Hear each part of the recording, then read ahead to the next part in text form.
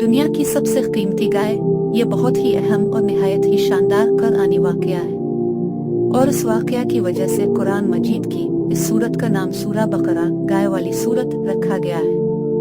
इसका वाक़या ये है कि बनी इसराइल में एक बहुत ही नेक और साले बुजुर्ग थे और उनका एक ही बच्चा था जो नाबालिग था, और उनके पास फकत एक गाय की बिछी थी। इन बुजुर्ग ने अपनी वफात के करीब इस बच्चिया को जंगल में ले जाकर एक झाड़ी के पास ये कहकर छोड़ दिया कि आलिले इस विजिल में इस बच्चिया को इस वक्त तक तेरी अमानत में देता हूँ कि मेरा बच्चा बालिग हो जाए। इसके बाद इन बुजुर्ग की वफात हो गई और बच्चिया चंद दिनों में बड़ी होकर दरमियानी उम्र की हो गई और बच्चा जवान होकर अपनी माँ का बहुत ही फरमाबरदार और इंतहाई नेकोकार हुआ।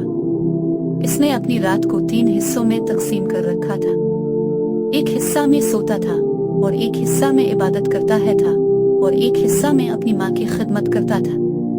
और रोजाना सुबह को जंगल से लकड़ियाँ काट कर लाता और उनको फरोख्त करके 1/3 रकम सदका कर देता और 1/3 अपनी जात पर खर्च करता और 1/3 रकम अपनी वालिदा को दे देता। एक दिन लड़के की माँ ने कहा कि मेरे प्यारे बेटे,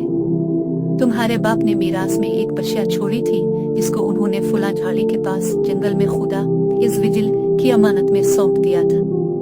अब तुम इस झाड़ी के पास जाकर यूं दुआ मांगो कि हजरत इब्राहिम और हजरत इस्माइल और हजरत हक अलैहिम अस्सलाम के खुदा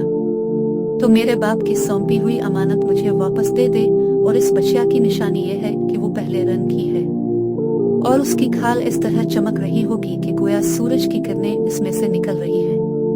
ये सुनकर लड़का जंगल में इस झाड़ी के पास गया और दुआ मांगी तो फौरन ही वो गाय दौड़ती हुई आकर उसके पास खड़ी हो गई और ये इसको पकड़कर घर लाया तो इसकी माँ ने कहा, बेटा तुम इस गाय को ले जाकर बाजार में 3 दिनार में फरोख्त कर डालो, लेकिन किसी ग्राहक को बगैर मेरे मशवरा के मत देना। इन दिनों बाजार में गाय की कीमत 3 दिनार रही थी। बाजार में एक ग्राहक आया जो दर हकीकत फरिश्ता था। उसने कहा कि मैं गाय की कीमत 3 दिनार से ज्यादा दूंगा मगर तुम माँ से मशवरा किए बगैर गाय मेरे हाथ फरोख्त कर डालो। लड़के ने कहा कि तुम खा कितनी भी ज्यादा कीमत दो मगर मैं अपनी माँ से मशवरा किए बगैर हरगिज इस गाय को नहीं बेचूंगा। लड़के ने माँ से सारा माजरा बयान किया तो माँ ने कहा कि ये गाहक शायद कोई फरिश्ता हो, तो ए बेटा तुम इससे मशवरा करो कि हम इस गाय को अभी फरोख्त करें या ना करें। चुनांचे इस लड़के ने बाजार में जब इस ग्राहक से मशवरा किया तो उसने कहा कि अभी तुम इस गाय को ना फरोख्त करो, आइंदा इस गाय को हजरत मूसा अलैहि अस्सलाम के लोग खरीदेंगे तो तुम इस गाय के चमड़े में सोना भरकर उसकी कीमत तलब करना तो वो लोग इतनी ही कीमत देकर खरीदेंगे। चुनांचे चंद ही दिनों के बाद बनी इसराइल के एक बहुत मालदार आदमी को जिसका नाम आमील था,